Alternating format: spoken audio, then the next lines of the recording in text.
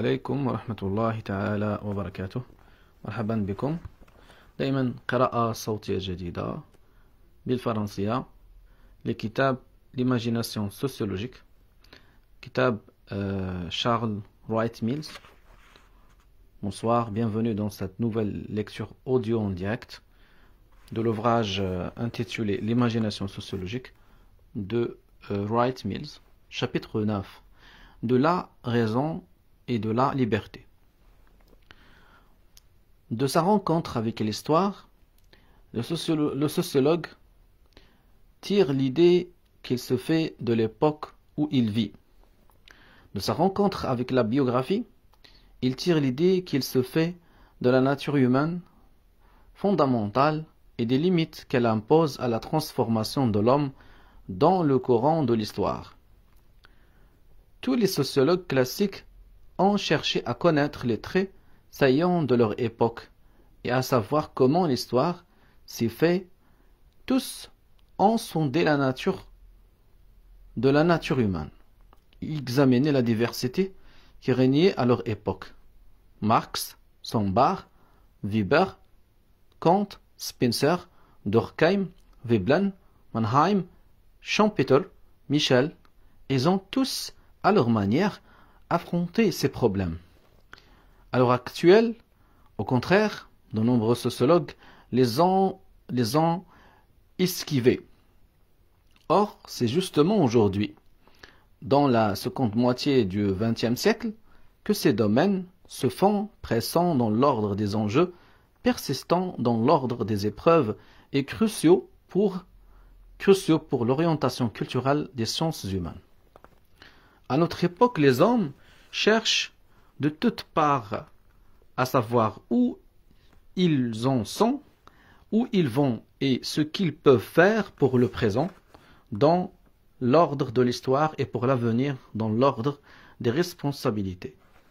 Ce sont des questions auxquelles on ne peut pas répondre une fois pour toutes. Chaque période appelle des réponses différentes. Mais à l'heure où nous sommes, nous nous heurtons à une difficulté. Nous sommes à la fin d'une époque et il nous faut trouver tout seul nos réponses. Nous nous trouvons à la fin de ce qu'on appelle les temps modernes. De même que l'Antiquité fut suivie de plusieurs siècles d'hégémonie orientale, que les Occidentaux, avec leur esprit de clocher, appellent les siècles de ténèbres. De même aujourd'hui, au temps moderne, succède une période post-moderne. Peut-être pourrions-nous l'appeler le quaternaire.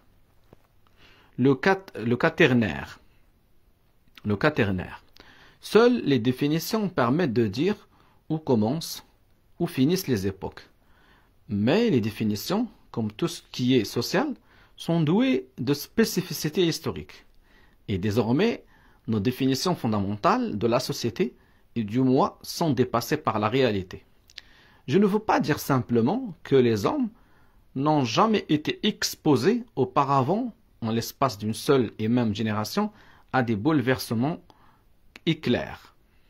Je ne veux pas dire simplement que nous sentons approcher une fin de siècle et que nous cherchons désespérément à entrevoir ce que nous réserve le suivant.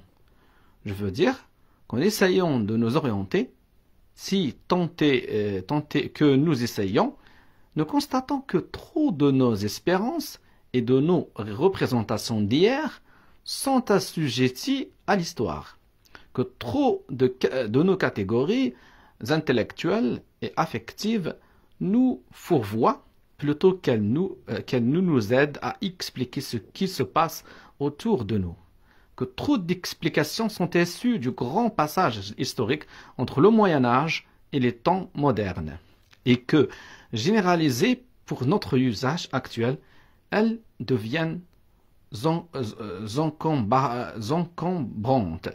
Elles tombent à côté et cessent de nous convaincre. Je veux dire également que nos orientations cardinales, libéralisme et socialisme, ont cessé de rendre compte convenablement et du monde et de nous-mêmes. Ces deux idéologies sont issues de la civilisation des Lumières et ont partagé bien des hypothèses et bien des valeurs communes. Toutes deux faisaient valoir que la raison était la rançon de la liberté, la raison génératrice de progrès, la science comme souverain bien, l'éducation populaire et son retentissement politique sur la démocratie. Tous ces idiots des Lumières s'appuyaient sur le postulat optimiste que raison et liberté étaient indissolublement liés. Les penseurs qui ont le plus marqué notre réflexion sont tous partis de cette prémisse. Elle se cache sous les moindres nuances de l'œuvre de Freud. Pour être libre, l'individu doit, par la raison, accéder à une conscience plus grande. La cure consiste à donner libre exercice à la raison au cours de la vie.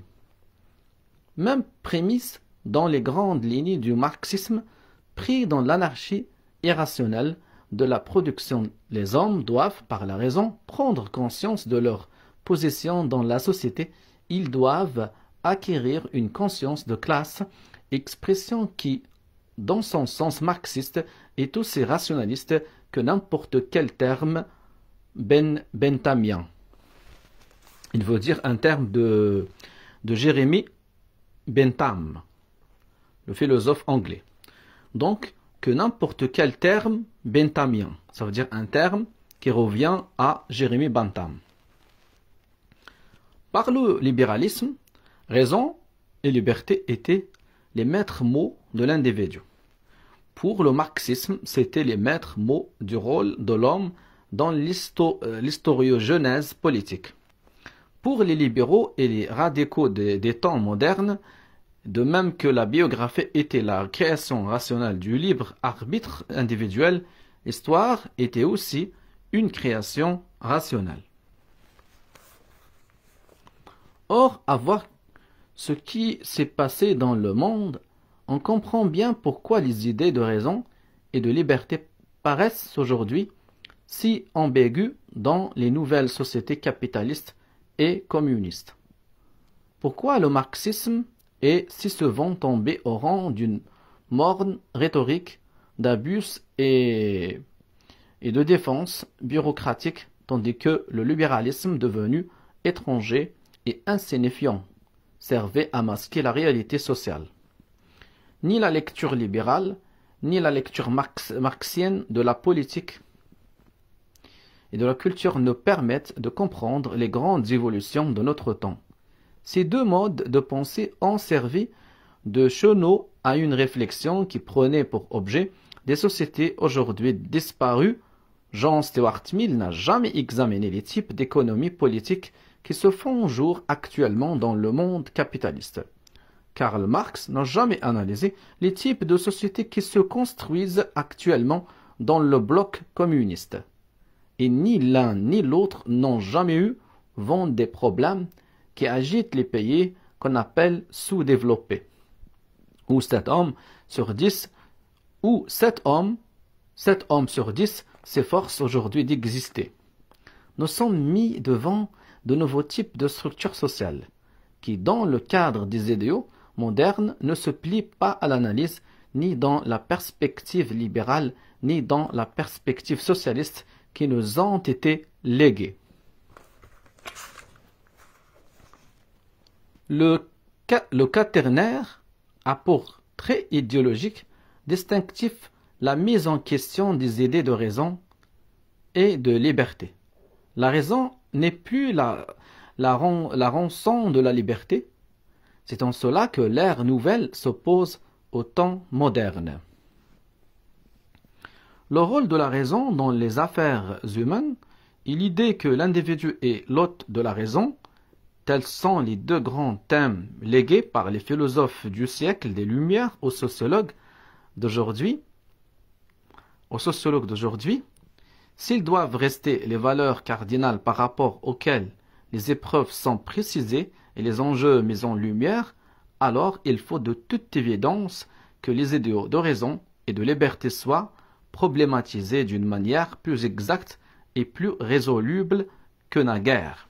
Car aujourd'hui, les deux valeurs de raison et de liberté sont menacées d'un péril aussi évident que sournois. On sait où nous en sommes. Les grandes organisations rationnelles, les bureaucraties se sont multipliées. Mais le libre individu a toujours le même potentiel de raison. Prisonniers des milieux restreints de leur vie quotidienne, les hommes ordinaires ne savent pas raisonner sur les grandes structures rationnelles et irrationnelles dont leurs milieux sont les segments. Aussi accomplissent-ils des actes d'allure rationnelle sans avoir la moindre idée des objectifs auxquels ils se prêtent, et on se demande dans quelle mesure les gros bonnets, eux-mêmes pareils aux généraux de Tolstoï, ne font pas seulement semblant de savoir. La prolifération de ces organisations, la division accrue du travail multiplie l'une et l'autre des champs d'existence, de travail et de loisirs où il n'est plus possible de raisonner. Le soldat, par exemple, accomplit méticuleusement toute une chaîne de gestes fonctionnels et rationnels sans savoir le moins du monde à quoi ils sont destinés, et sans connaître davantage la fonction qui est dévolue à chaque geste dans cet ensemble. Des techniciens éminents peuvent mener à bien la tâche qui leur est confiée sans savoir qu'ils fabriquent la première bombe atomique. Il se fait jour que la science n'est pas un second avènement technologique. Ce n'est pas parce que ces techniques et son rationalisme prédominent dans une société que les hommes vivent selon la raison, à l'abri des mythes, des fraudes et de la superstition. L'éducation universelle peut fort bien mener à l'idiotie technologique et à l'esprit de clocher nationaliste. Au lieu de promouvoir l'intelligence bien informée et indépendante. À répondre au sein des masses la culture historique, on risque de banaliser la sensibilité culturelle au lieu d'élever son niveau et de comprendre et de compromettre gravement les chances de l'invention créatrice. Un niveau élevé de technologie et de rationalisme bureaucratique ne va pas forcément de pair avec un niveau équivalent d'intelligence individuelle ou d'intelligence sociale. Le second ne s'ensuit pas logiquement du premier. Le rationalisme social, technologique ou bureaucratique ne décuple pas chez l'individu de la volonté ni la faculté de raisonner. Au contraire, il semble qu'il les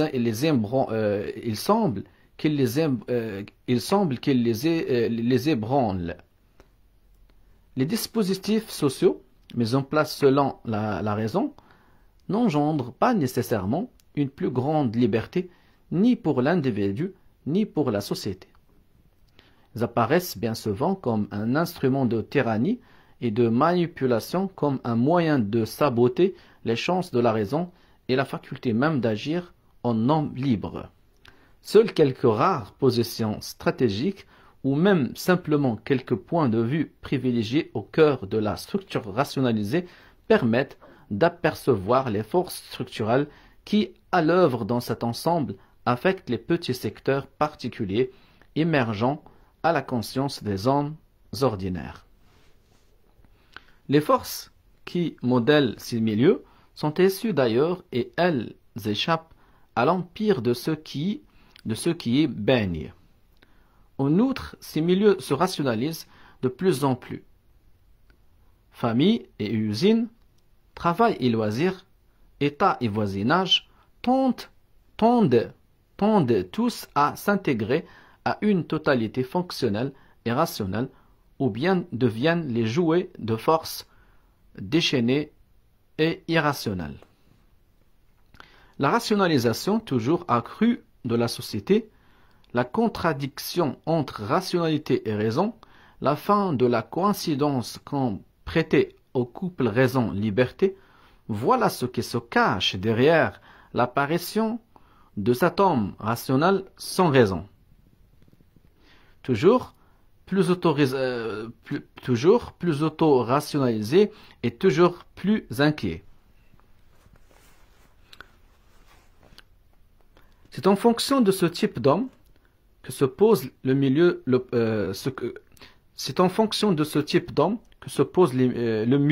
le problème moderne de la liberté.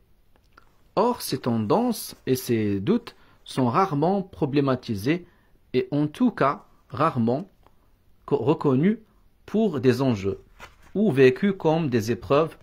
Bien mieux, c'est la non-reconnaissance et la non-formulation du problème qui font l'essentiel du problème actuel de la raison et de la liberté.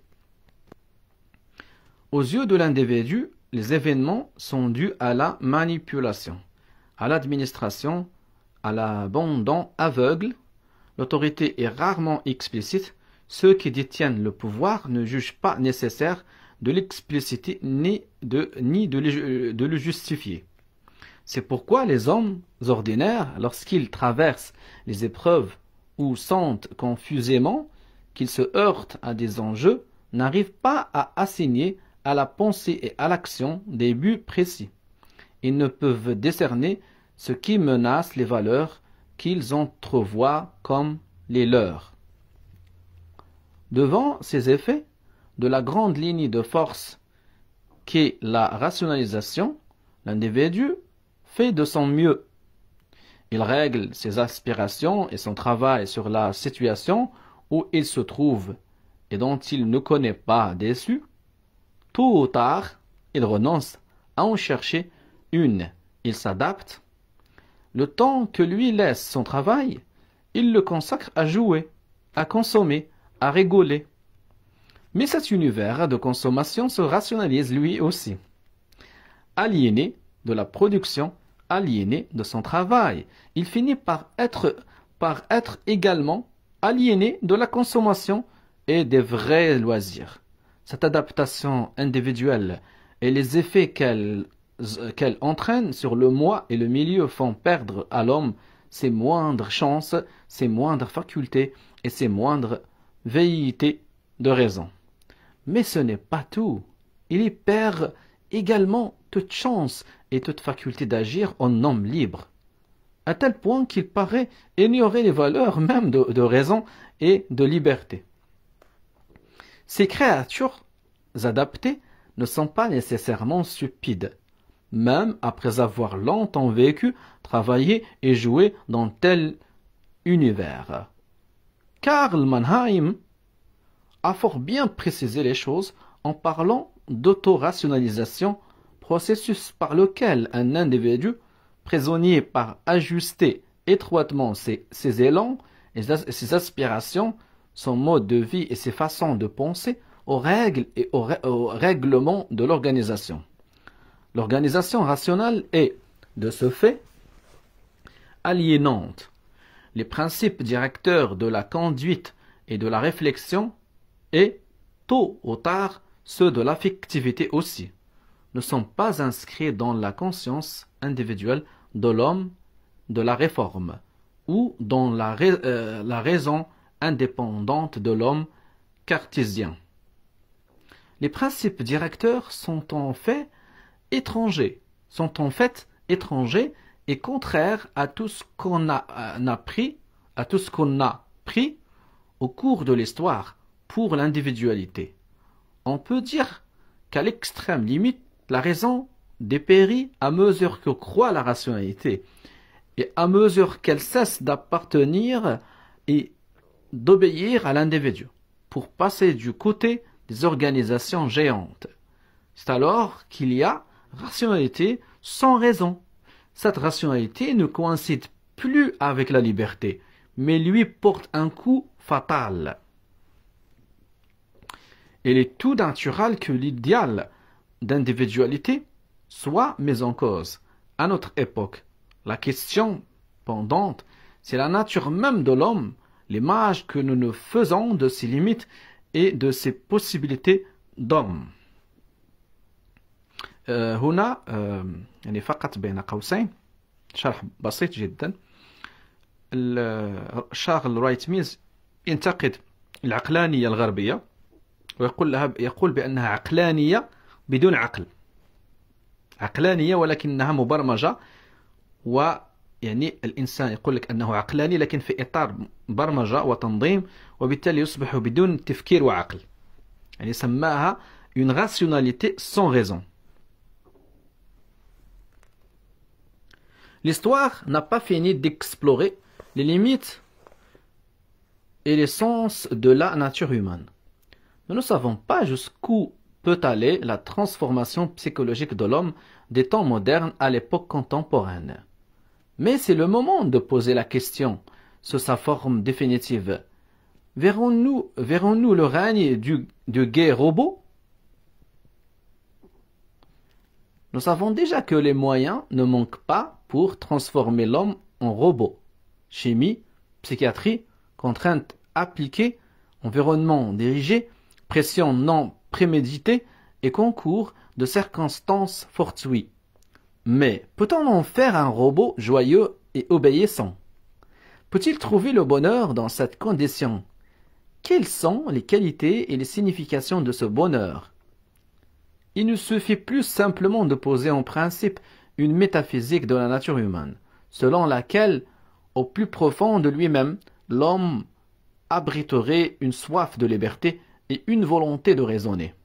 Il faut se demander aujourd'hui ce qui favorise l'avènement du gay robot dans la nature de l'homme, dans la condition humaine actuelle, dans les diverses structures sociales et ce qui s'y oppose. L'avènement de l'homme aliéné et son cortège de thèmes affectent l'ensemble de notre vraie vie intellectuelle et cause notre malaise. C'est l'un des grands thèmes de la condition humaine contemporaine et de toute étude digne de ce nom. Je ne connais rien, idée, thème ou problème qui soit si profondément ancré dans la tradition classique et qui fasse à tel point défaut à la sociologie contemporaine. C'est ce que Marx a aperçu si excellemment dans les premiers essais sur l'aliénation. C'est le grand problème de George Simmel dans son fameux essai sur la métropole. C'est à quoi pensait Graham Wallace en décrivant la grande société. C'est ce qui inspire à Erich Fromm la notion de tomate. C'est la crainte de voir régner cet homme qui explique la récente utilisation des conceptions classiques comme le statut et le contrat, la communauté et la société. C'est l'austère contenu que recouvre l'hétérodiaction Other Directed de Reisman et l'éthique sociale de White. Et bien sûr, c'est essentiellement le triomphe, si l'on peut dire, de cette créature qui fait tout le sens du 1944 de George Orwell. Le roman intitulé 1984 de George Orwell. Du côté positif, de grands concepts ont été élaborés pour faire face au triomphe de l'homme aliéné. Le ça de Freud. C'est un mot en allemand, j'arrive pas à le prononcer. La Freiheit de Marx. Le jeu de Mead, George Herbert Mead. La spontanéité de Karen Horney. Il cherche dans l'homme homme un réduit qui leur laisse espérer qu'il ne se laissera pas faire, qu'il ne deviendra pas une créature aliénée, coupée de la nature de la société et du moi. Invoquer la communauté, c'est tenter bien, à tort, je crois, d'affirmer les conditions qui s'opposeraient à la venue d'un tel homme. Et si beaucoup d'humanistes condamne les efforts déployés par les psychiatres pour adapter l'homme, c'est parce qu'ils croient que ces praticiens provoquent la venue de créatures aliénées et autorationalisées. Derrière tout cela, et bien plus encore, derrière les pensées et les inquiétudes traditionnelles des chercheurs intelligents, il y a le simple fait décisif que l'homme aliéné est la contre-épreuve de l'image que l'Occident se fait de l'homme libre. Jamil. يقول Wright Mills, il y a le simple fait décisif que l'homme aliéné est la contre-épreuve de l'image que l'Occident se fait de l'homme libre.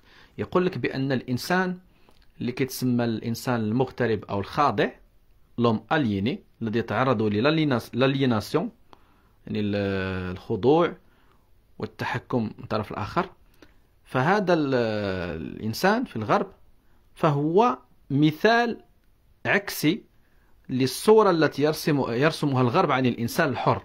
يعني الإنسان الغربي ليس إنسانا حرا حسب شارل رايت ميلز. في الغالب فهو إنسان aliéné. فهو إنسان متحكم فيه. La société où s'épanouit cette créature, ce gai robot, est l'antithèse de la société libre, ou encore au sens littéral du mot, l'antithèse de la société démocratique. يقول لك بأن يعني هذا الإنسان اللي يشبه شيئا ما الروبو رجل آلي فهذا الإنسان في الغرب هو مثل الرجل الآلي وبالتالي فهو يعني يعيش في مجتمع هو نقيض المجتمع الحر أو المجتمع الديمقراطي في الحقيقة الشعارات شيء والحقيقة شيء آخر حسب شارل رايت ميلز.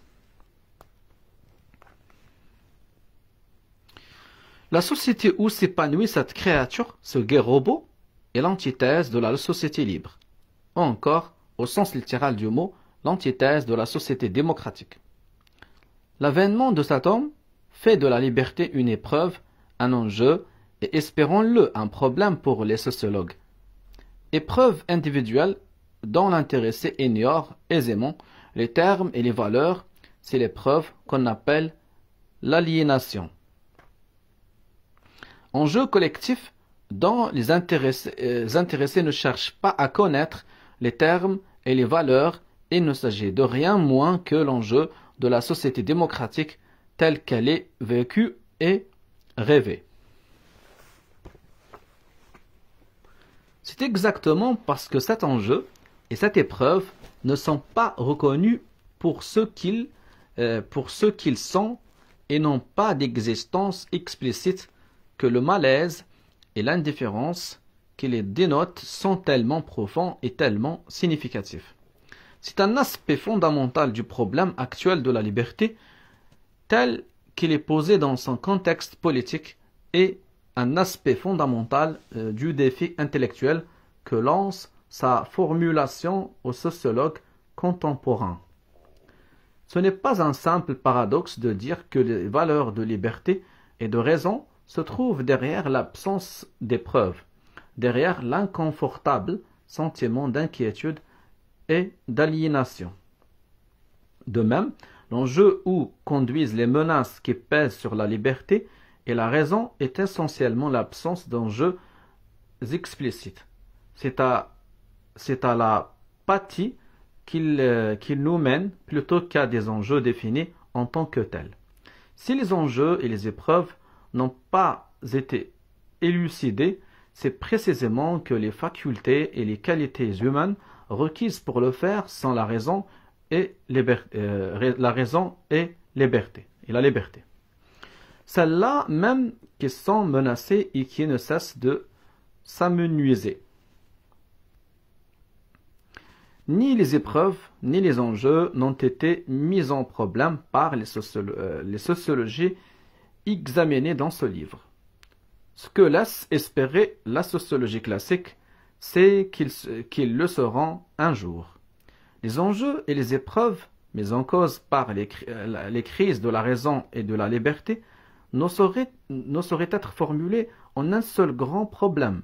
Mais il n'est pas question non plus de les aborder et de les résoudre en les pulvérisant sous forme d'un nuage d'enjeux microscopiques ou d'épreuves éparpillées dans une diaspora de milieux. Ce sont des problèmes de structure et il convient de les formuler conformément à la tradition classique, c'est-à-dire selon la biographie humaine et la grande histoire. C'est la seule façon de retrouver les liens de structure et de milieu qui affectent aujourd'hui ces valeurs et de mener une analyse casuelle. La crise de l'individualité et celle de l'historiogenèse, le rôle de la raison dans la libre existence individuelle et dans la création de l'histoire, c'est dans la reformulation et l'élucidation de ces problèmes que réside le grand espoir des sciences sociales. Moralement et intellectuellement, la sociologie laisse espérer que la raison et la liberté resteront des valeurs chères, qu'elles entreront sérieusement, régulièrement et imaginativement dans la formulation des problèmes. Mais c'est aussi l'espoir politique de ce qu'on appelle, sans grande rigueur, la culture occidentale. Dans les sciences sociales, les crises intellectuelles coïncident aujourd'hui avec les crises politiques. Travailler pour un domaine, c'est travailler pour l'autre. Nos grandes traditions politiques tiennent tout entières dans le libéralisme classique et dans le socialisme classique. L'effondrement de ces idéologies est lié à la décadence de la libre individualité et à l'effacement du rôle que joue la raison dans les affaires humaines. Si l'on désire reformuler pour notre temps dans la sphère politique les objectifs du libéralisme et du socialisme, il faut penser comme condition, sine qua non, une société où tous les hommes deviendraient des hommes de solide raison dont le libre raisonnement aurait des conséquences structurelles sur leur société, sur son histoire et partant sur leurs destinées individuelles. Si le sociologue prête attention à la structure sociale, il ne pense pas pour autant que l'avenir est déterminé par la structure. Nous étudions les limites structurelles de la décision humaine pour essayer de trouver des points d'intervention concrètes afin de savoir ce qu'on peut et ce qu'on doit changer dans la structure si l'on veut que s'accroisse le rôle de la décision explicite dans l'historiogenèse. Nous nous penchons sur l'histoire sans croire que l'avenir est inévitable, qu'il est prisonnier du passé. Ce n'est pas parce que des hommes ont autrefois vécu dans certaines sociétés que des limites précises ou infrangibles sont du même coup assignées aux sociétés qu'ils peuvent être appelés à créer. Nous étudions l'histoire pour savoir au sein de quelles alternatives l'humaine raison et l'humaine liberté peuvent à présent faire l'histoire. Nous étudions donc les structures sociales historiques afin d'y trouver les moyens de les dominer. C'est la seule façon d'apprendre les limites et le sens de la liberté humaine. La liberté n'est pas seulement le bon plaisir, ce n'est pas non plus la simple faculté de choisir. La liberté, c'est d'abord la faculté de formuler le choix, ensuite celle d'en débattre, et enfin celle de choisir. C'est pourquoi il n'y a pas de liberté sans plus grande raison. Dans la biographie de l'individu et dans l'histoire de la société, la raison a pour tâche de formuler les choix et d'élargir le champ des décisions humaines. Dans l'historiogenèse, l'avenir des choses humaines n'est pas l'affaire d'une prédiction de variables. L'avenir est affaire de décisions dans les limites s'entend de la possibilité historique. Mais c'est une possibilité qui n'est pas rigide. Aujourd'hui, ces limites sont même singulièrement vaste.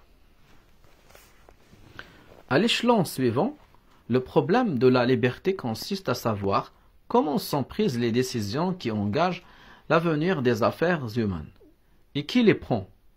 Sur le plan de l'organisation, il s'agit de mettre au point un bon appareil de décision. Sur le plan moral, il s'agit de poser le problème de la responsabilité politique. Sur le plan intellectuel, il s'agit de savoir quels sont les avenirs possibles des affaires humaines.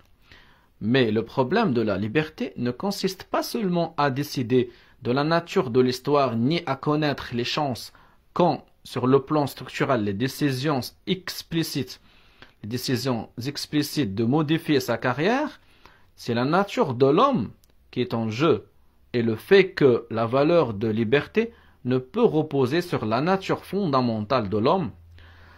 En dernier ressort, le problème de la liberté se ramène à celui du gai robot et si l'on est ainsi aujourd'hui, c'est que tous les hommes ne veulent pas ou ne peuvent pas, si ceux-là ne peuvent pas se donner la peine d'acquérir la raison qui exige la liberté. À quelles conditions les hommes veulent-ils être libres et se rendre capables d'agir librement?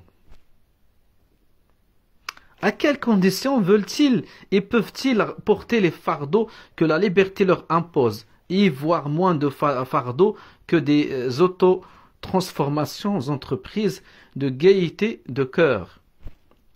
Et négativement, peut-on faire accepter aux hommes de devenir des robots joyeux? À l'heure qu'il est, ne faut-il pas s'attendre que l'esprit humain, en tant que fait social, dégénère, s'avilisse, tombe à un bas niveau culturel et que le phénomène passe inaperçu sous l'avalanche des choses technologiques? La rationalité sans raison, n'est-ce pas aussi cela? Et l'aliénation humaine, et la relégation de la raison dans les affaires humaines. L'avalanche des choses dissimule ses significations. Ceux qui les utilisent ne les comprennent pas. Ceux qui les inventent ne comprennent plus qu'elles. C'est pourquoi il nous est interdit, sans encourir une redoutable ambiguïté, de faire de l'abondance technologique l'indice de la qualité humaine et du progrès culturel. Formuler un problème, c'est nécessairement énoncer les valeurs compromises et la menace qui les enveloppe. Car c'est la menace qu'on sent peser sur les valeurs chères, dans celles de raison et de liberté, qui constitue la substantifique moelle de tous les problèmes cruciaux de la recherche sociologique, de tous les enjeux collectifs et de toutes les épreuves individuelles. Les valeurs compromises dans le problème culturel de l'individualité sont assez bien incarnées dans l'idéal de l'homme de la Renaissance. La menace qui pèse sur cet idéal est la suprématie que se taille parmi nous le gai robot. Les valeurs compromises dans le problème politique de l'historiogenèse s'incarnent dans l'idéal prométhien selon lequel l'homme fait sa propre histoire. La menace qui pèse sur cet idéal est double. Primo, l'historiogenèse s'accomplit par défaut, et les hommes continuant de déclarer forfait, ils se contentent d'aller à volo. Secondo, il peut arriver que l'histoire passe effectivement par certaines mains, mais celles d'étroites élites qui ne sont pas responsables devant ceux qui doivent s'efforcer de survivre aux conséquences de leurs décisions et de leurs carences. J'ignore les réponses qu'on peut donner au problème de l'irresponsabilité politique d'aujourd'hui, ou au problème politique et culturel du gai robot. Mais il paraît aller de soi qu'il n'y aura pas de réponse tant que les problèmes ne seront pas abordés. Et les sociologues des sociétés prospères ne sont-ils pas te désignés pour ce faire? Beaucoup y coupent aujourd'hui. Et c'est assurément la plus criminelle carence dont les privilégiés de notre temps soient en train de se rendre coupables. Voilà donc, j'arrive à la fin de ce chapitre, chapitre 9. Dans la prochaine fois, je vais lire le chapitre 10 qui est, je pense, le dernier chapitre, l'avant-dernier chapitre. Et après, il y aura un dernier chapitre sur le métier d'intellectuel. Voilà. Il y a le chapitre 10 intitulé de la politique et le dernier chapitre appendice, le métier d'intellectuel. Voilà. Salam alaikum.